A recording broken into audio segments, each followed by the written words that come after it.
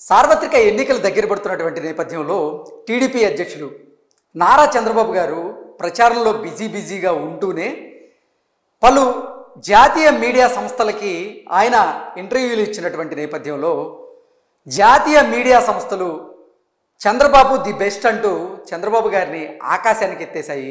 నిన్న చంద్రబాబు నాయుడు గారు అర్నబ్ గోస్వామికి అలాగే రాజ్దీప్ సర్దేశాయికి ఇంటర్వ్యూలు ఇచ్చినటువంటి నేపథ్యంలో అర్నబ్ గోస్వామి అలాగే రాజ్దీప్ సర్దేశాయి ఇద్దరూ కూడా చంద్రబాబు గారిని ఆకాశానికి ఎత్తేశారు.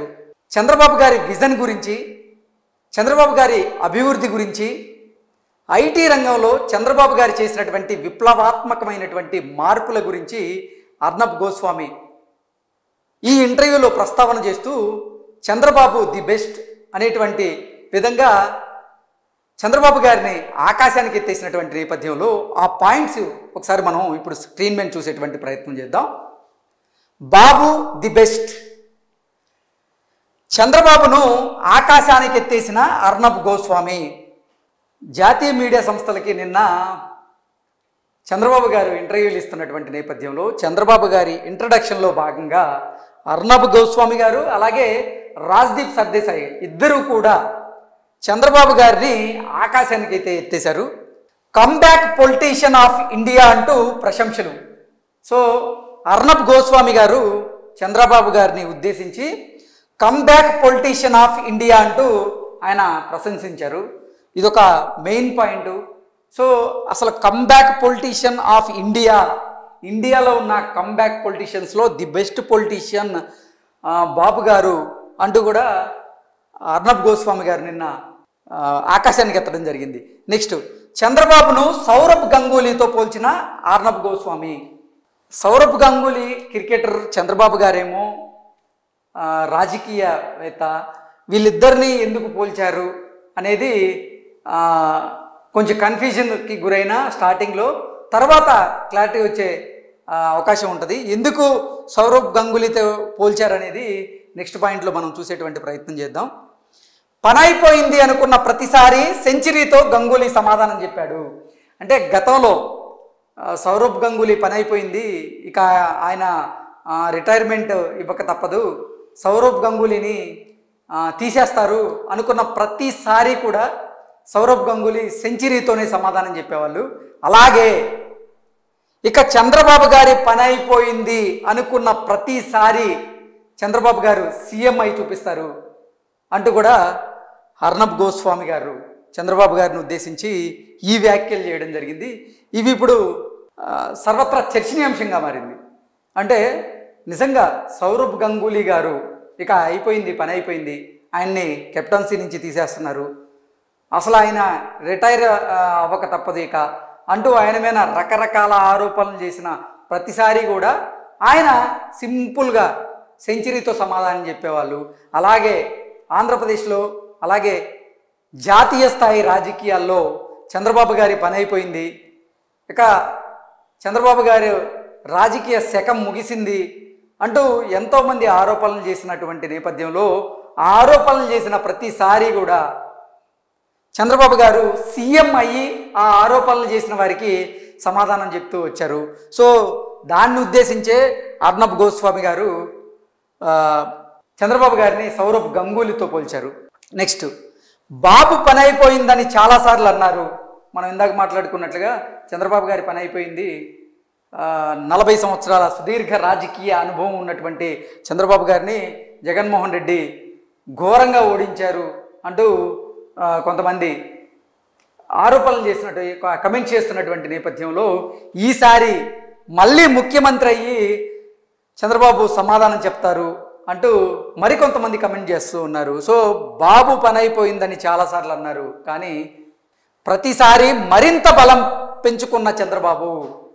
సో చంద్రబాబు గారి పని అయిపోయింది, ఇక టీడీపీ సంస్థాగతంగా క్షేత్రస్థాయిలో బలంగా లేదు, ఇక టీడీపీ పని అయిపోయింది, చంద్రబాబు గారు ఇక టీడీపీని పైకి తీసుకురాలేరు అంటూ కమెంట్ చేసినటువంటి ప్రతిసారి మరింత బలం పుంజుకొని చంద్రబాబు గారు రెట్టించిన ఉత్సాహంతో ఆయన పార్టీ కోసం పనిచేస్తూ ఉన్నారు. పార్టీని అధికారంలోకి తీసుకొచ్చి తీరుతారు అనేలాగా ఆయన కమెంట్స్, ఆయన వ్యాఖ్యలు కూడా ఉన్నాయి. నెక్స్ట్, దేశంలో ఈ గవర్నెన్స్కు ఆద్యం పోసింది చంద్రబాబే. అసలు మాన్యువల్గా గవర్నమెంట్ని రన్ చేయడం మనం పాత రోజుల్లో చూసాం. చంద్రబాబు గారు ఎప్పుడైతే సీఎంగా ప్రమాణ స్వీకారం చేశారో, మొదటిసారి ప్రమాణ స్వీకారం చేసిన తర్వాత నుంచి అసలు ఈ గవర్నెన్స్కి ఆద్యం పోసిందే చంద్రబాబు గారు. ఈ గవర్నెన్స్ని అసలు దేశానికి పరిచయం చేసిందే చంద్రబాబు గారు.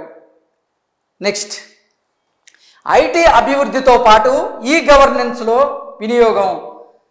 ఐటీ రంగాన్ని అభివృద్ధి దిశగా ఎంత తీసుకువెళ్ళాడో ఈ గవర్నెన్స్ని వాడుకోవడంలో కూడా అంత సిద్ధహస్తులు చంద్రబాబు గారు అంటూ కూడా ఈ పాయింట్ సారాంశంగా మనం భావించవచ్చు. ఐటీ రంగంలో చంద్రబాబు గారు వచ్చిన తర్వాత విప్లవాత్మకమైనటువంటి మార్పులు తీసుకొచ్చారు. గతంలో ఐటీ ఎంప్లాయీస్ శాలరీస్ ఎలా ఉండేయో, ఇప్పుడు ఐటీ ఎంప్లాయీస్ శాలరీస్ ఎలా ఉన్నాయో, అసలు హైదరాబాద్కి ఐటీ రంగం హైదరాబాద్లో అంత డెవలప్ అవ్వడానికి కారణం, ఆద్యం పోసింది మొత్తం చంద్రబాబు గారే. మైక్రోసాఫ్ట్ అయితేనేమి, రకరకాల కార్పొరేట్ కంపెనీలని, ఐటీ కంపెనీలని హైదరాబాద్కి తీసుకొచ్చి హైదరాబాద్లో ఐటీ హబ్ని ఇంత పెద్ద ఎత్తున అభివృద్ధి చేసిన ఏకైక నాయకుడు అంటే గుర్తొచ్చేది అందరికీ కూడా చంద్రబాబు గారు. ఈ మధ్య కాలంలో మనం చూసుకున్నట్లయితే గ్రాటిట్యూడ్ టు చంద్రబాబు గారు అంటూ గచ్చిబౌలిలోని ఇండోర్ స్టేడియంలో ఒక సభ పెడితే ఆ సభకి ఎంత మంది ఈ సాఫ్ట్వేర్ ఎంప్లాయీస్, ఆయన ద్వారా లబ్ధి పొందిన వాళ్ళు ఎంతమంది వచ్చారో, ఆ సభ ఎంత ప్రకంపనలు సృష్టించిందో కూడా మనందరం చూసినటువంటి నేపథ్యంలో అసలు ఐటీ రంగం అభివృద్ధి చెందడానికి కారణమే చంద్రబాబు గారు అనేది ఈ పాయింట్ యొక్క సారాంశం. నెక్స్ట్, ఈ సేవా కేంద్రాలతో ప్రభుత్వ సేవల్లో గణనీయమైనటువంటి మార్పులు. అసలు ఇప్పుడంటే మీ సేవ ఉంది, కానీ గతంలో అసలు ఈ సేవని పరిచయం చేసిందే చంద్రబాబు గారు. ఈ సేవా కేంద్రాలతో ప్రభుత్వ సేవల్లో గణనీయమైనటువంటి మార్పులు తీసుకొచ్చారు. ఈ సేవా కేంద్రాలను తీసుకొచ్చి ఈ సేవా కేంద్రాల ద్వారా ఎంతోమంది లబ్ధిదారులకు చాలా అతి తక్కువ టైంలోనే వారి పనులు అయ్యేలాగా ప్రభుత్వ సేవల్లో కూడా ఈ సేవా కేంద్రాలను గణనీయంగా ఆయన ఉపయోగించి దాంట్లో మార్పులు తీసుకొచ్చారనేది ఈ పాయింట్ సారాంశం. నెక్స్ట్, అవినీతి తగ్గించి ప్రజలకు మెరుగైన సేవలు అందించారు. చంద్రబాబు గారి పేరు చెప్తే అవినీతి అసలు ఉండదు చంద్రబాబు గారి ప్రభుత్వంలో అనేది ప్రతి ఒక్కరూ చెప్తూ ఉంటారు. అదే ఆంధ్రప్రదేశ్ ముఖ్యమంత్రి జగన్మోహన్ రెడ్డి గారి పేరు చెప్తే ఆయన మీద అవినీతి ఆరోపణలు ఉన్నాయి. 1,00,000 కోట్ల అవినీతి చేశారంటూ కూడా ఎంతోమంది ఆయన మీద ఆరోపణలు అయితే ఈ రోజు కూడా గుప్పిస్తూ ఉంటారు. నెక్స్ట్, 25 ఏళ్ల క్రితమే ఎవరూ వినని అనేక పథకాలు తీసుకొచ్చిన చంద్రబాబు. అసలు విజన్ అంటే చంద్రబాబు అంటే విజన్ 2020 అని గతంలోనే ఆయన 20 సంవత్సరాలకు సరిపడా రాష్ట్రాన్ని ఎలా అభివృద్ధి దిశగా నడిపించాలి అనేది ఆయన ముందస్తుగా అంటే ఆయన విజన్ వేరేగా ఉండేదని, ఆయన పథకాలు కూడా అసలు ఎవరు తీసుకురానటువంటి పథకాలను 25 ఏళ్ల క్రితమే ఎవరు వినని అనేక పథకాలను చంద్రబాబు గారు తీసుకొచ్చారు అన్నట్లుగా ఆ పాయింట్ యొక్క సారాంశం. 90వ దశకంలోనే స్వచ్ఛ భారత్కు నాంది. అంటే అప్పుడు జన్మభూమి పేరిట అసలు గ్రామాల్లో కానీ పట్టణాల్లో కానీ క్లీన్ అండ్ గ్రీన్గా ఉన్నాయంటే దానికి కారణం చంద్రబాబు గారు. ఇప్పుడు భారతీయ జనతా పార్టీ అధికారంలోకి వచ్చిన తర్వాత స్వచ్ఛ భారత్ అనే పథకాన్ని నాంది పలికింది, కానీ 90వ దశకంలోనే జన్మభూమి పేరిట ఆయన ఈ పథకాన్ని అమలు చేశారు అన్నట్లుగా ఈ పాయింట్ యొక్క సారాంశం. ఆయన నిన్న అర్నబ్ గోస్వామి గారికి ఇచ్చినటువంటి ఇంటర్వ్యూ ప్రకారంగా ఆ ఇంటర్వ్యూలో మనం చూసుకున్నట్లయితే రానున్నటువంటి సార్వత్రిక ఎన్నికల్లో 24 ఎంపీ సీట్లు కూటమికి రాబోతున్నట్లుగా, అలాగే 160 ఎమ్మెల్యే స్థానాల్లో గెలుస్తామని చంద్రబాబు ధీమా వ్యక్తం చేశారు. నిన్న అర్నబ్ గోస్వామి గారు అడిగిన ప్రశ్నకు చంద్రబాబు గారు సమాధానం ఇస్తూ రానున్నటువంటి సార్వత్రిక ఎన్నికల్లో టీడీపీ కూటమి, ఎన్డీఏ కూటమి 24 ఎంపీ సీట్లు అలాగే 160 ఎమ్మెల్యే స్థానాల్లో గెలవబోతున్నట్లుగా చంద్రబాబు గారు ధీమా వ్యక్తం చేశారు. సో ఓవరాల్గా చూసుకున్నట్లయితే జగన్మోహన్ రెడ్డి పరిపాలనలో జరిగినటువంటి అరాచకాలు, అన్యాయాలు, దాష్టికాలు చూసాం. అలాగే చంద్రబాబు గారి హయాంలో జరిగినటువంటి అభివృద్ధి, ఆయన విజన్ కూడా చూసినటువంటి నేపథ్యంలోనే ఆంధ్రప్రదేశ్ ప్రజలు ఇప్పటికే, ఆంధ్రప్రదేశ్ ఓటర్లు ఒక నిర్ణయానికైతే వచ్చేశారు. ఆ నిర్ణయం ప్రకారంగా రానున్నటువంటి ఎన్నికల్లో 24 ఎంపీ సీట్లను అలాగే 160 ఎమ్మెల్యే స్థానాలను టీడీపీ కూటమి గెలవబోతున్నట్లుగా చంద్రబాబు గారు ధీమా వ్యక్తం చేశారు. Thank you so much.